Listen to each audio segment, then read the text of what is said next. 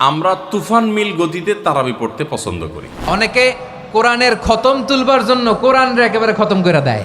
আমরা চেষ্টা করি আমাদের মোবাইল যদি 4G গতি থাকে তারাবি যেন 5G হয়। আনাস রাদিয়াল্লাহু তাআলা আনহু বলতেন, রুব্বা কারি লিল কোরআন ওয়াল কোরআনু ইয়ালআনহু। কোরআনের অনেক কারি আছে যারা কোরআন পড়ে কিন্তু সওয়াব পায় না, বরং আল্লাহর কোরআন তার বিরুদ্ধে আল্লাহর দরবারে নালিশ করে আর লানত করতে থাকে। 5-10 মিনিটের জন্য আপনার পুরো 1 ঘন্টা তারাবিটা আপনি বরবাদ হয়ে যেতে পারে যদি অতিরিক্ত তাড়াহুড়া হয়, অস্পষ্ট থাকে, তাহলে তারাবি পড়ার কোনো মানেই থাকতে পারে না। তারাবির 4 রাকাত পর পর দোয়া পড়া, তারাবির 4 রাকাতের পর পর এরকম দোয়ার কোনো কথা কোরআন বা হাদিসে নাই। তারাবির সালাতের রাকাত বিতর্ক এড়িয়ে চলুন, রাকাত নিয়ে বিতর্ক করবেন না। 8 রাকাত 20 রাকাত নিয়ে যে মারামারি এই দেশে, এটা শয়তানের ফন্দি। আমরা তুফান মিল গতিতে তারাবি পড়তে পছন্দ করি, ঠিক না ঠিক? আমরা চেষ্টা করি আমাদের মোবাইল যদি 4G গতি থাকে তারাবি যেন 5G হয়। সব কিছুতে স্পিড ভালো না, সব কিছুতে স্পিড ভালো না। আপনার নেটের ক্ষেত্রে স্পিড যত বেশি হবে তত ভালো, বুঝলাম। তারাবির ক্ষেত্রে ওই তারাবির কোয়ালিটি বেশি হবে যেই তারাবি ধীরে সুস্থে হবে, আস্তে আস্তে হবে, শান্তভাবে হবে, বেশি সময় নিয়ে হবে। আমরা এখনো এত অজ্ঞানতার মধ্যে আছি ধর্মের ব্যাপারে যে আমাদের অনেক এলাকার মুসল্লিদেরকে আমি দেখেছি, এখনো দেখা যায় কম্পিটিশনে লিপ্ত হয়। এক এলাকার মুসল্লি অন্য এক এলাকার মুসল্লিরা দেখলে বলে, দোস্ত তোদের তারাবির কি অবস্থা?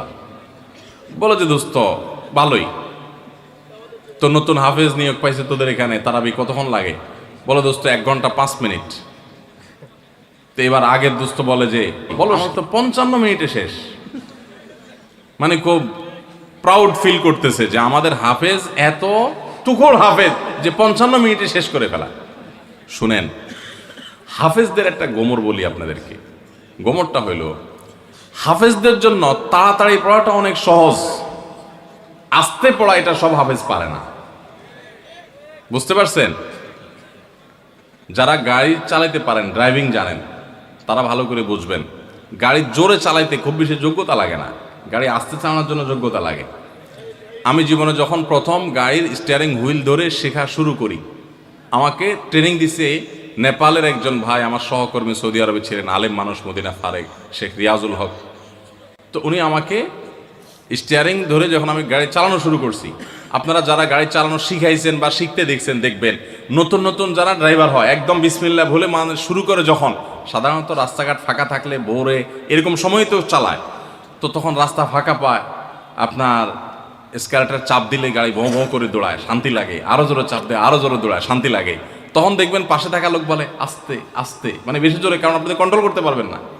তো আমাকে তখন আমার ওই ড্রাইভিংয়ের যে শিক্ষক ছিলেন সে ভাই আমাকে বললেন, যখন আমি মোটামুটি চালাতে পারি, অসুবিধা নাই, তখন উনি আমাকে বললেন, আপনার জন্য এখন সবচেয়ে বড় টেস্ট হলো কত আস্তে চালাতে পারেন।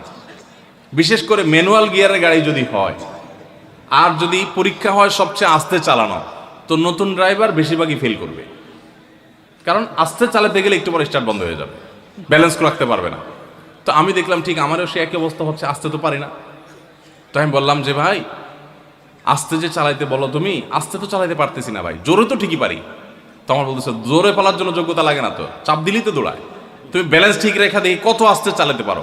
সে আমার গাড়ি থেকে নাইমা বলতেছে আমি পাশে হাঁটবো আস্তে আস্তে, আমার গতিতে তুমি গাড়ি চালাবা, দেখি পারো কিনা। আমি তো পারতেছি না। বলো যে না, তুমি এখনো পাকা হও নাই।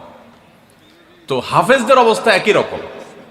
হাফেজদেরকে যদি বলেন যে ধীরে ধীরে পড়েন আপনারা তারাবিতে, দেখবেন অনেক হাফেজ পারবে না, অনেক হাফেজ পারবে না, অনেকে পারবে, কিন্তু গতির সাথে এটা খুব সোজা কাম। ভাইরা আমার, আমরা তারাবিতে গতি দিয়া যদি পড়ি, অনেক মসজিদে আছে হাফেজ সাহেবরা বেচারারা গতি তো সাধে দেয় না, মুসল্লিদের মুক্তাদিদের চাপের চোটে ওই বেচারারা দৌড়ের উপরে থাকে। হুজুর আপনার এত দেরি হয় কেন? পাশের মসজিদে মুসল্লিরা চলে আসে আমাদের আগে, রাস্তাঘাটে দোকানে এসে তারা চা খাওয়া শুরু করে, আমরা পরে বাইর হয়ে আমাদের মানিজ্যতা লাগে যে তোদের হাফেজ বোধহয় ভালো হাফেজ না। বুঝতে পেরেছেন? ওই কপাল পোড়ারা বুঝতেছে না যে তাড়াহুড়ো করাটা ভালো হাফেজ হওয়ার লক্ষণ না। তো এই জন্য ভাই, তারাবিতে অতিরিক্ত তাড়াহুড়া করা এটা হলো আমাদের বড় একটা ভুল। ঢাকার ধানমন্ডি তাকওয়া মসজিদে আমাদের মুফতি সাইফুল ইসলাম ভাই আজকের অতিথি, ওনার মসজিদে আমি একবার তারাবি পড়েছি, সুবহানাল্লাহ। এত ধীরস্থিরতার তারাবি আমি জীবনে কোথাও দেখিনি। এত ধীরস্থিরতার তারাবি কিয়ামুল লাইল শেষ দশকে যে করে, এত লম্বা সময় নিয়ে এত আস্তে আস্তে পড়েন। আলহামদুলিল্লাহ, মসজিদ ভর্তি মুসল্লি থাকে, পুরো ঢাকা থেকে মানুষ যায়। এরকম মসজিদ বাংলাদেশে আরও আছে, হাতে গোনা খুব কম। আমি অবশ্য তারাবিটা আমার বাসার নিচেই আমার ছেলের ইমামতিতে সাধারণত পড়ি। তো যাই হোক, মসজিদে তারাবি এত ধীরস্থিরতার সাথে আমি ওখানে সবচেয়ে বেশি দেখেছি, আরও অন্যান্য জায়গায় থাকতে পারে। তো এই জন্য ভাইরা আমার, রমজানের ভুলগুলোর একটা হলো যে তারাবিতে তাড়াহুড়ো করি আমরা। তাড়াহুড়ো করবেন না। আপনার হাফেজ সাহেবকে যদি আপনি খুব গতিতে পড়তে বলেন, এক পারা যদি প্রথম কয়েকদিন তো 1.5 পারা পড়ে, এরপরে 1 পারা করে পড়ে শেষ পর্যন্ত। 1 পারা পড়তে এশার নামাজ সহজ যদি তার তাড়াহুড়ো করে পড়তে যদি 1 ঘন্টার সময় লাগে, তো ধীরস্থিরতার সাথে পড়লে 1 ঘন্টা, বড় জোর 10 মিনিট সময় লাগবে। 5 থেকে 10 মিনিটের পার্থক্য, এর বেশি না। 5-10 মিনিটের জন্য আপনার পুরো 1 ঘন্টা তারাবিটা আপনি বরবাদ হয়ে যেতে পারে। যদি অতিরিক্ত তাড়াহুড়া হয়, অস্পষ্ট থাকে, তাহলে তারাবি পড়ার কোনো মানেই থাকতে পারে না। এই জন্য তারাবিতে তাড়াহুড়ো করবেন না, ধীরস্থিরতার সাথে পড়বেন।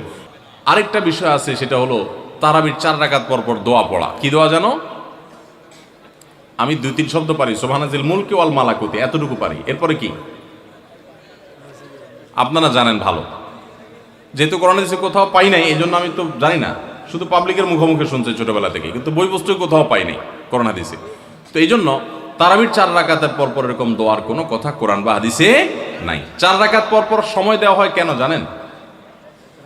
এটা রেস্টের টাইম, যে 4 রাকাত পড়ছেন একটু রেস্ট করেন। আপনি তখন শুরু করছেন সুবহানাল মুলক ওয়াল মালাকুতে, আরো রেস্ট আপনার নষ্ট হলো। তো এই জন্য তো আপনাকে সময় দেওয়া হয়নি। তো এই জন্য তারাবির এই ভুলগুলো আমাদের একটা ভুল রমজান কেন্দ্রিক। আমার অনেক বোনেরা, ওনারা কোরআন খতম করতে যে এমনভাবে তেলাওয়াত করেন, কোরআন তেলাওয়াতের আদব আর অবশিষ্ট থাকে না। আমরা তার তিলের সাথে তেলাওয়াত করব, যেমনটি আমি পড়ে শোনালাম। বিষ্ণু ইসলাম প্রতি আয়াত শেষে থামতেন, টেনে টেনে পড়তেন, তার তিলের সাথে পড়তেন, সুর করে পড়তেন। মানলাম ইয়াতাগান্না বিল কোরআন ফালাইসা মিন্না, যে সুর করে কোরআন পড়ে না সে আমার উম্মত হতে পারে। জাইনুল কোরআন বি আসওয়াতিকুম, বিষ্ণু বলেন সুর করে কোরআন পড়বা। অনেকে কোরআনের খতম তুলবার জন্য কোরআনরে একেবারে খতম করে দেয়, এরকম আছে না নাই? কোরআনের খতম তোলার জন্য কোরআনরে কি করে? একেবারে খতম করে দেয় না। আপনি ধীরস্থিরভাবে পড়ে যদি খতম দিতে পারেন, মাশাআল্লাহ। না পারলে যতটুকু পারেন পড়বেন, এরপর অনুবাদ পড়ার চেষ্টা করবেন, তাফসির পড়ার চেষ্টা করবেন। এই রমাদানকে আপনি কোরআনময় করে তুলুন, কোরআনময় করে তুলুন 2025-এর রমাদান। এই হচ্ছে আজকের প্রোগ্রামের স্লোগান। জোরে বলেন ঠিক কিনা? কোরআনময় করতে রাজি আছেন?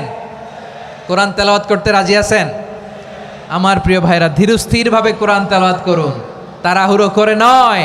আনাস রাদিয়াল্লাহু আনহু বলতেন, রুব্বা কারি লিল কোরআন ওয়াল কোরআনু ইয়ালআনহু। কোরআনের অনেক কারি আছে যারা কোরআন পড়ে কিন্তু সওয়াব পায় না, বরং আল্লাহর কোরআন তার বিরুদ্ধে আল্লাহর দরবারে নালিশ করে আর লানত করতে থাকে। আমরা কি ওই রকম কোরআনের তেলাওয়াতকারী হতে চাই? না। ধীরস্থিরভাবে ওয়ারাত্তিলিল কোরআন তারতিলা, তার তিলের সাথে পড়বেন। বিষ্ণু ইসলাম কানা ইয়ামুদ্দু সাওতাহু মাদ্দান, টেনে টেনে পড়তেন। আলহামদুলিল্লাহি রাব্বিল আলামিন আর রহমানির রহিম মালিকি ইয়াউমিদ্দিন ইয়্যাকা না'বুদু ওয়া ইয়্যাকা নাস্তাঈন ইহদিনাস সিরাতাল মুস্তাকিম সিরাতাল লাযীনা আন'আমতা আলাইহিম غير المغضوب عليهم ولا الضالين।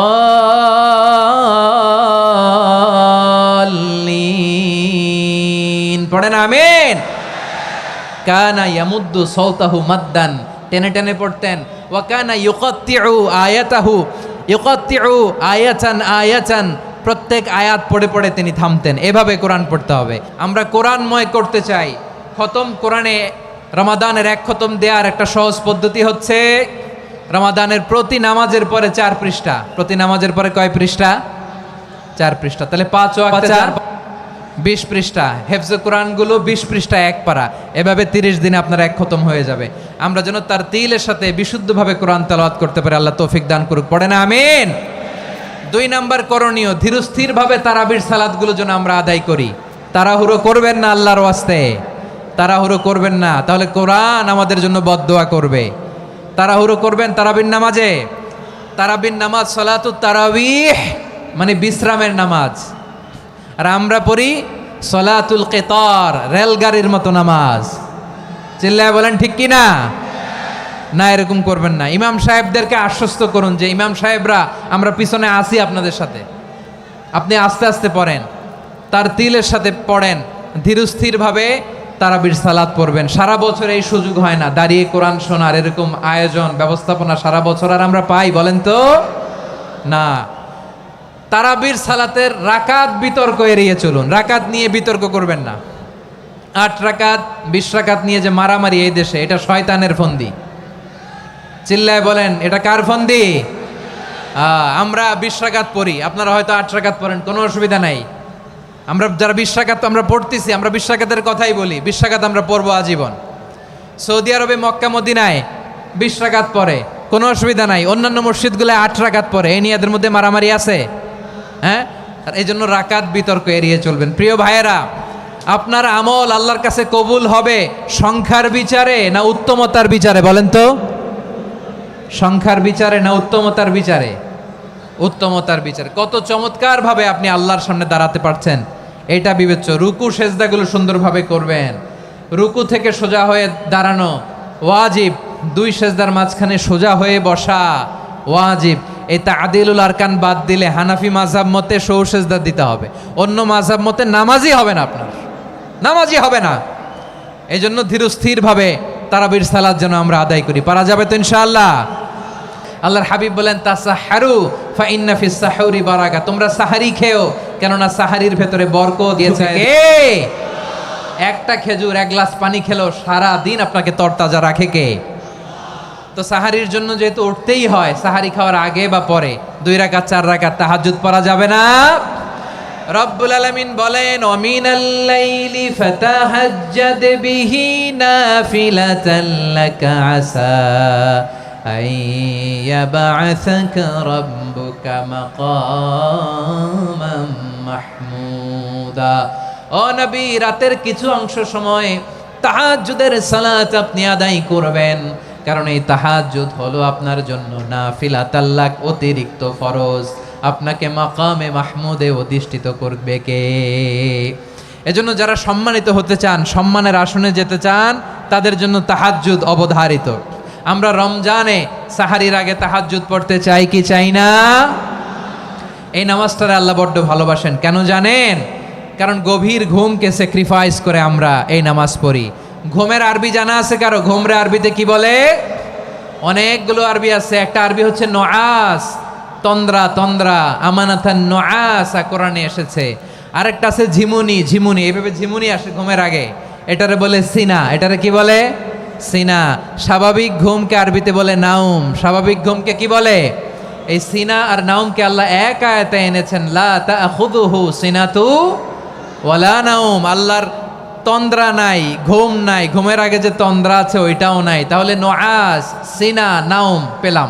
আরেকটা ঘুমের আরবি হচ্ছে হুজুদ।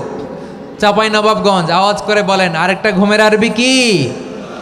হুজুদ। এটা মাঝরাতের ঘুম, শেষ রাতের ঘুম, যেই ঘুমটা বড্ড মজা লাগে।